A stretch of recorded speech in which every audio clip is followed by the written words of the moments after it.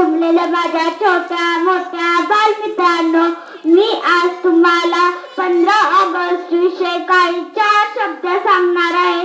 ते तुम्ही शांत चित्ताने ऐकून घ्यावे अशी माझी नम्र विनंती. मी माझ्या भाषणाला सुरुवात करते.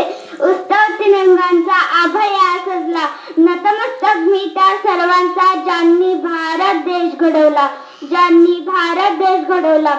आज 15 ऑगस्ट आपण सर्वजण येथे आपल्या भारताचा स्वातंत्र्य दिन साजरा करण्यासाठी एकत्र जमलो आहोत. सर्वप्रथम तुम्हा सर्वांना भारतीय स्वातंत्र्य दिनाच्या खूप खूप शुभेच्छा. मित्रहो, 15 ऑगस्ट हा भारताचा सन्मानाचा व अभिमानाचा दिवस आहे.